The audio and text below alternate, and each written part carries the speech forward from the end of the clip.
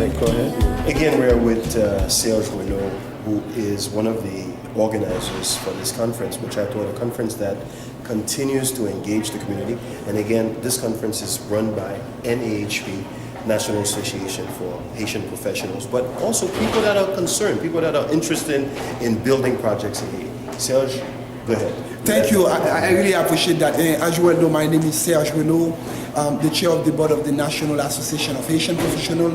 The reason why we bring this conference into light, as you well know, it is our second annual conference. Last year, we had a conference which was about Haiti, investment in education in Haiti.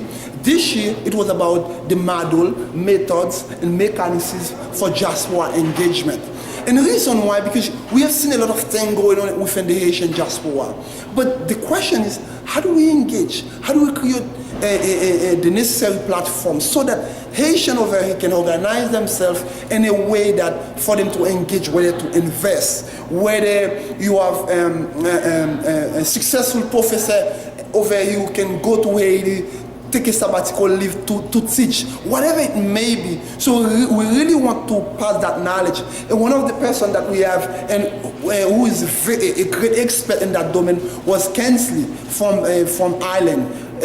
He done such a fantastic job by really showing that it is possible as member of the diaspora to get involved in development in Haiti, and also giving us the model which is out there, the method which is out there, and the mechanisms. Kathleen and the Wood Foundation explained very well, and Dr. Lidovic talked about the method itself. So we hope that at the end, the Haitian diaspora can learn from what happened and take that, whatever they learn, take it to the next level so that, for a better Haiti. Okay. Awesome. Thank you very much. Thank you. Thanks a lot. All right. Where do we start? Where do you start? Kathleen has been very specific. Yes, where do we start? Organizations start. We put together and we say, you know what? We can't do these plans by ourselves, but we can lead it or we can support it.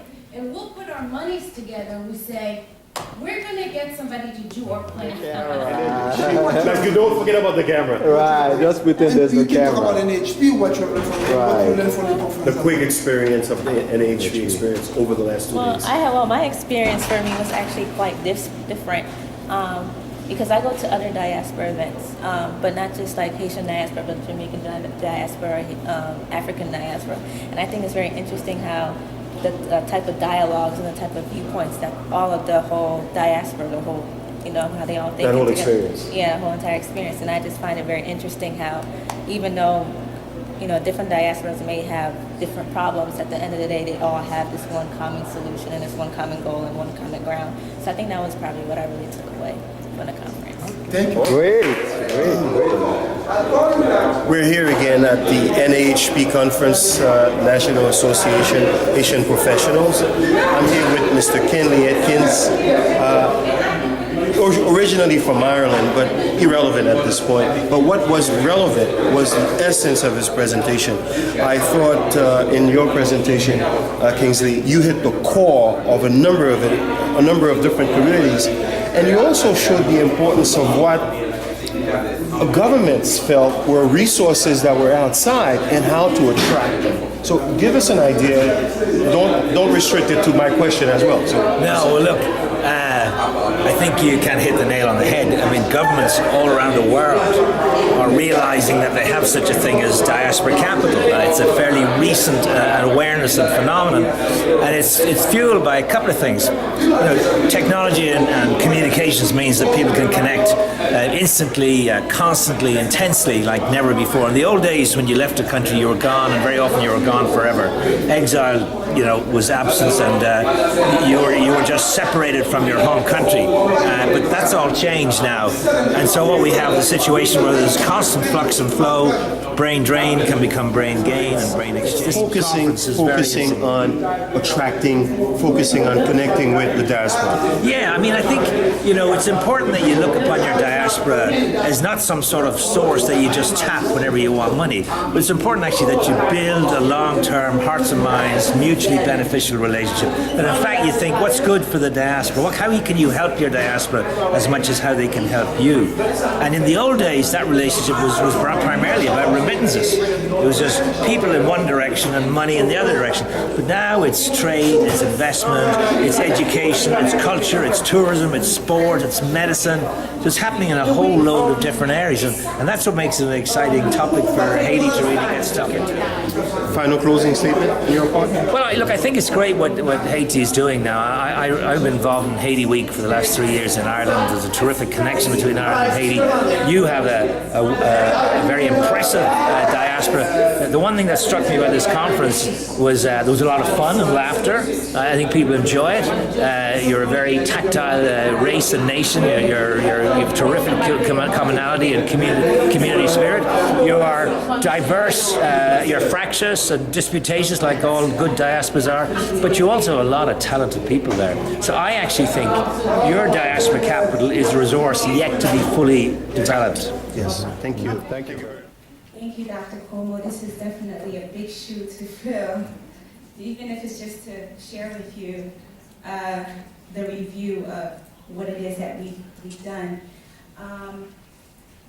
We basically looked at what the diaspora, how it is that we can help build sustainable schools in Haiti.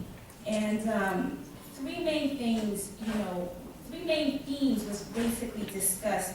We first looked at the pros and cons of Haiti's educational system. We kind of defined the realities of Haiti's educational system.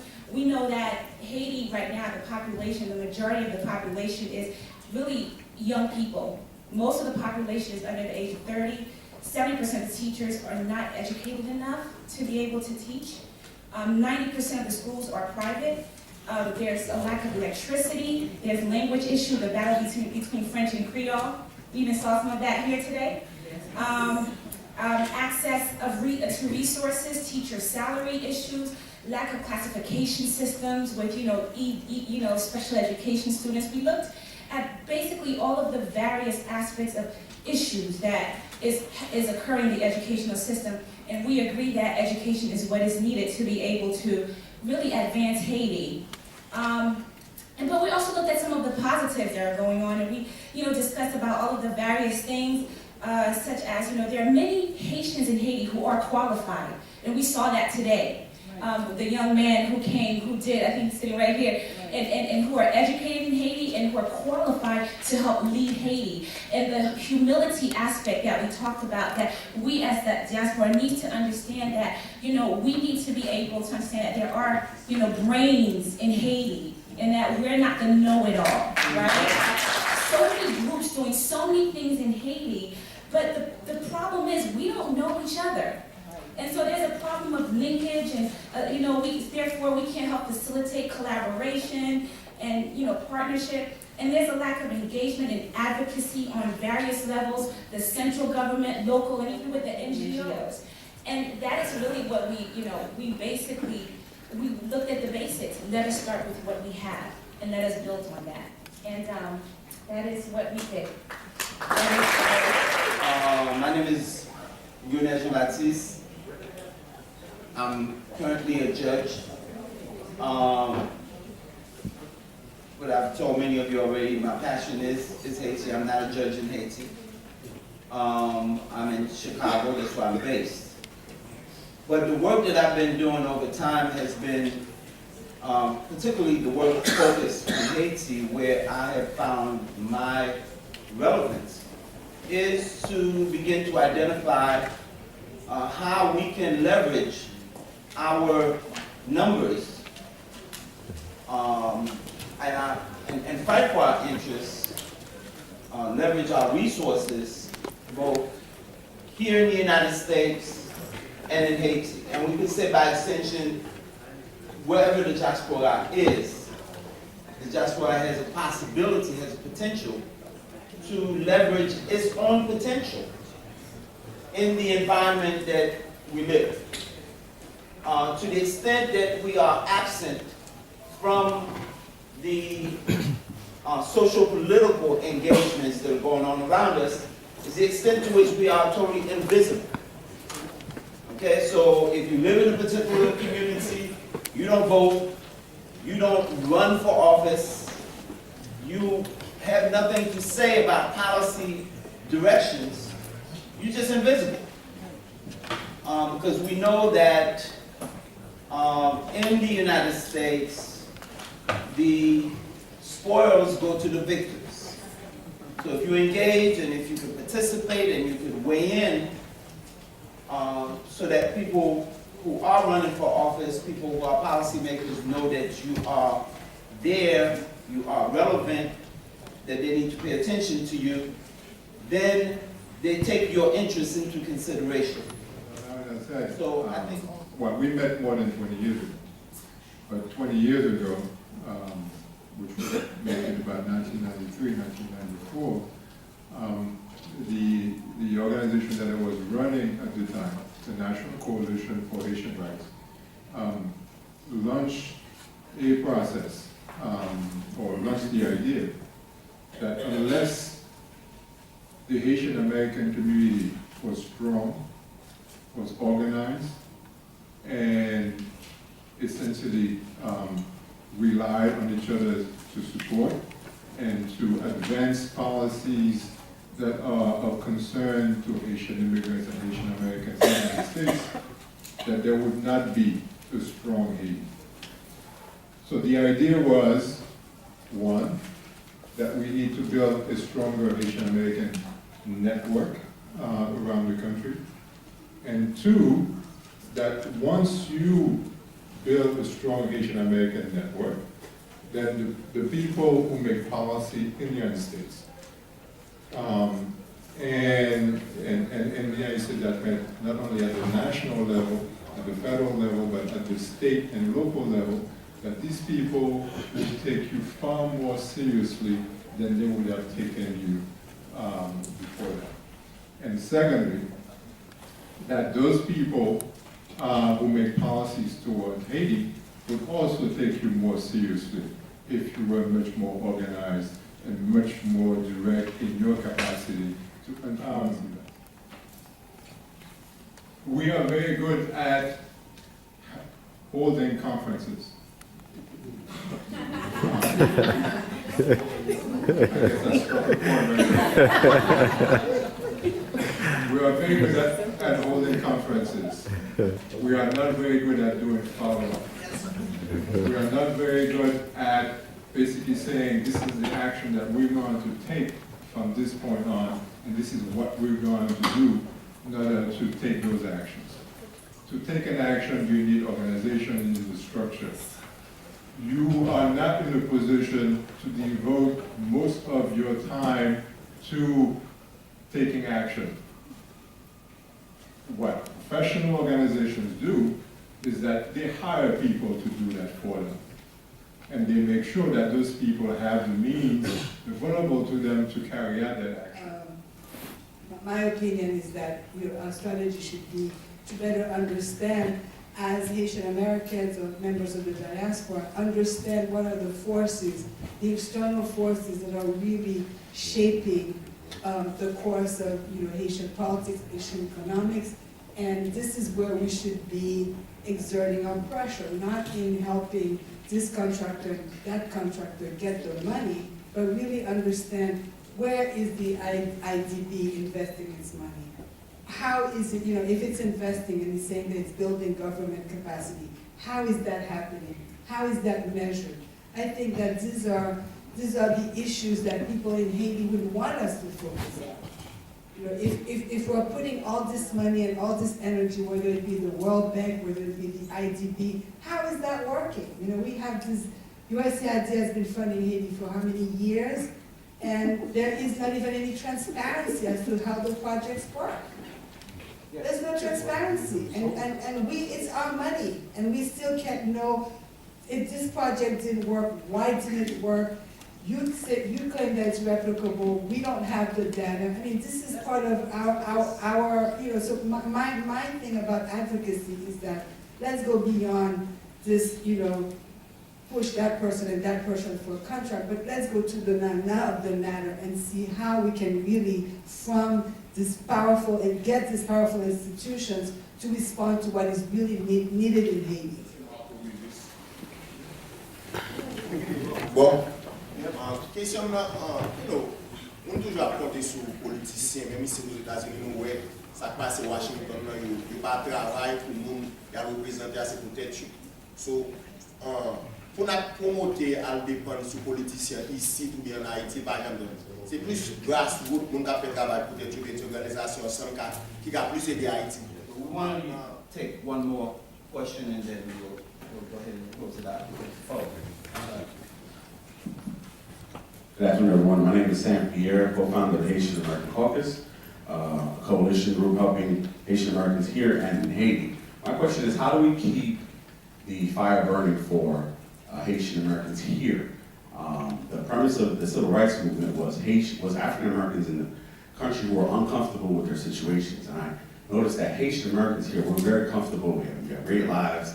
So it's hard to keep that, Haiti and the uncomfort over there on our minds when we're comfortable. So the question here is, how do we keep the fire burning to have Haitian Americans here continually think about Haiti and the progress over there if we're in fact comfortable? We will support that.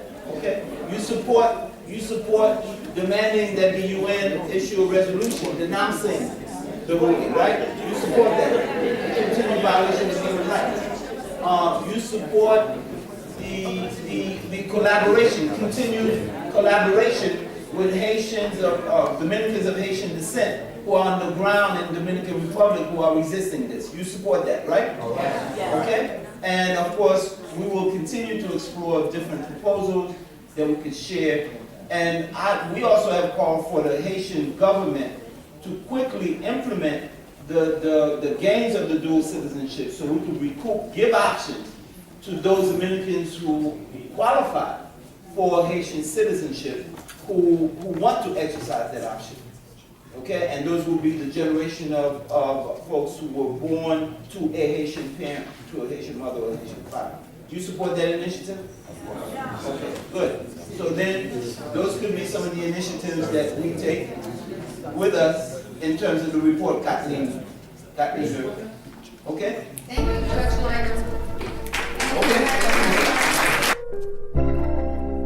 Merci de tout ce grand amour que tu me donnes chaque jour. Merci de tout ce grand bonheur que tu mets dans ma vie quand tu es près de moi. Pour cette mélodie que tu m'inspires pour mon deuil et ce cortège de couleurs qui danse devant moi quand tu es dans mon lit.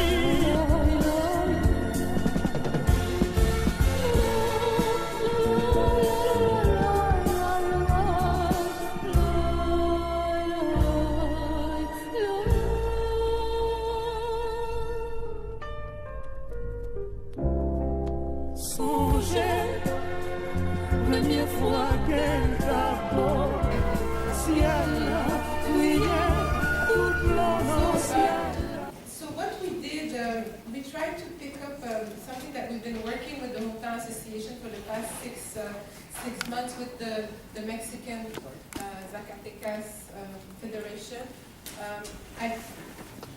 The idea was, since we're trying to learn, and there's so much thing that we could tackle, and one of the projects that we've been looking at is see how we could replicate some of the mechanism and of the Mexican model.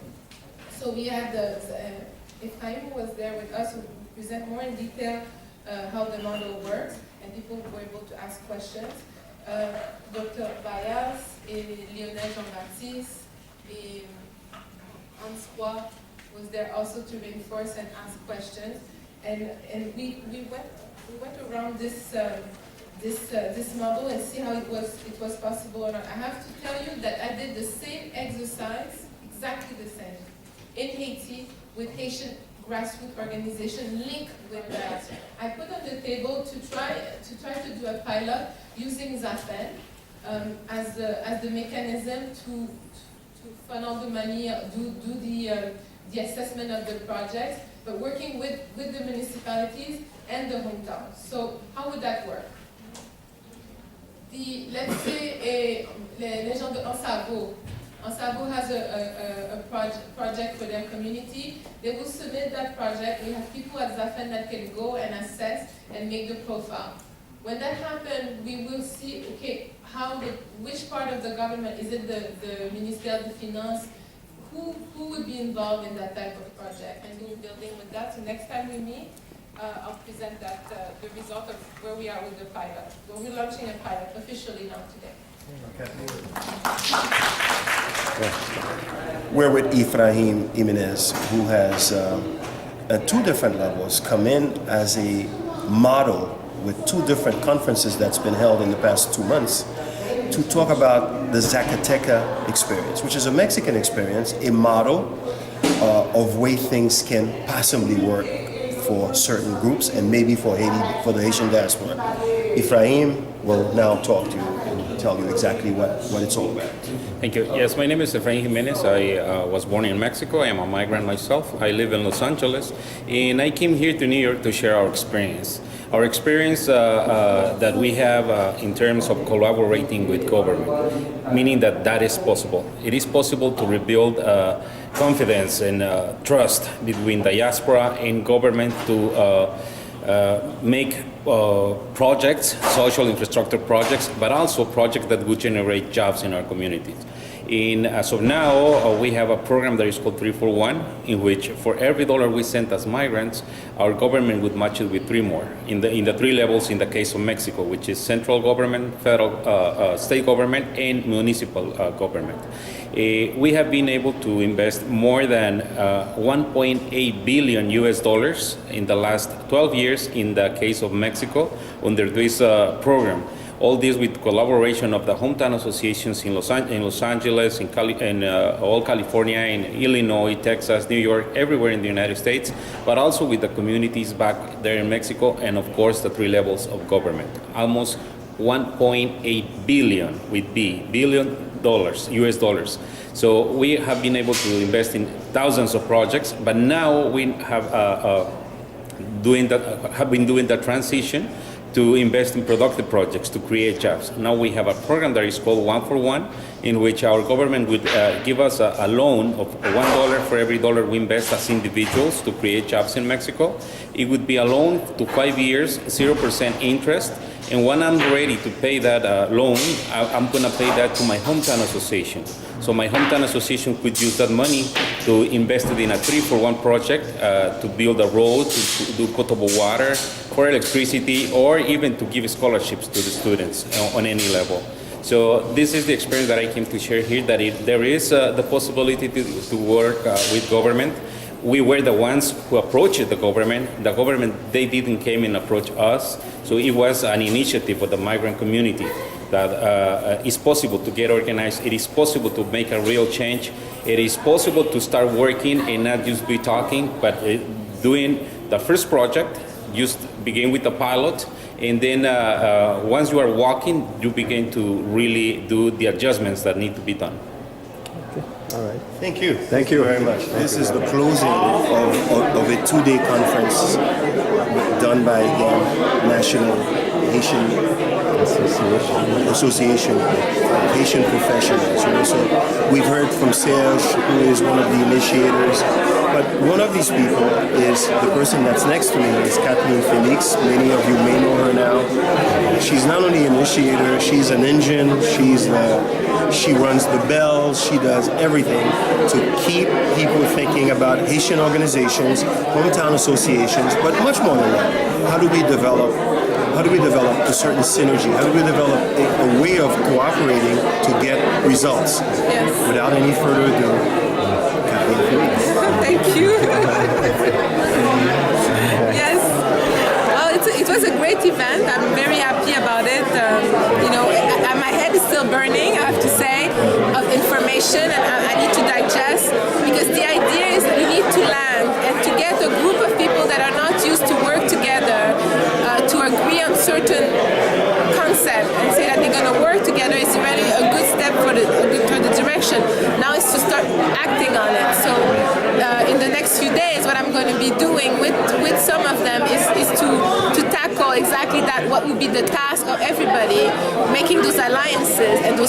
partnership, and we have a deadline of January 15 in Haiti with the group of Firmin Baker, the Expo Haiti that's going to happen in the Caribbean. It's a diaspora event. So we're going to be, the HRA event's going to be in January. So we said that at the HRA we will present results of this conference, and also how we organize to address what? To address the unity issues. So how can we collaborate together at certain level, at the professional level, to work as pro bonos and volunteers, and also as even offering services as professional to help Haiti, like to be part of the equation. To do that, we need to have a database. So how do we build a database? One organization cannot build a database. It has to be many organizations. It has to be a consultation table. So that's what we're going to be try to convene, to do a partnership to start building the database. A database of who? Of architects, engineers, nurses, doctors, people who want to engage with the diaspora, using platforms that exist already, like LinkedIn. And then the other things that we're going to be doing is to look at the hometown associations and the localities. How can we have sustainable development of localities in Haiti? And the hometown associations are very important for us, is to identify what are our resources in Haiti. We talk about the resources, within the diaspora, but what are our counterparts in Haiti? To start documenting that. So I've been starting making an inventory of the government. We got representatives of the government who came here from the Ministry of Economy and Finance, from the Ministry of Plan, Ministry of Commerce was represented. So those ministries have resources to match with the diaspora. So we need to know who they are and how to engage with them. Having said that, it was a great conference. I didn't see any envelopes. Okay, thank you. Awesome. Yeah. So what happens next? What happens next? Next, as I said earlier, after this conference? Right, after the HRA is Okay, so after we'll see how it's gonna. Now we're planning for the HRA. Okay. So to see how we organize this and what is the strategy behind it. Okay, good. It's enough for the next 2 months. Okay, that's awesome. Okay, and we'll keep people posted in terms of what's going on. And really to be able to put some people at the table, the federation, the many professional association. We have ABNet in New York. We have NAHP. He's a good friend of mine. Jackson is a good friend of me too. Yeah. And then we have we have other professional associations in Montreal, the GCCH. We have in Atlanta. There's many. So those need to talk. That's what it is. Thank you. Okay, thank you. All right. Gade ciel la mwen gen espoir, ki ou toujou reme, ou apre ti nan bois.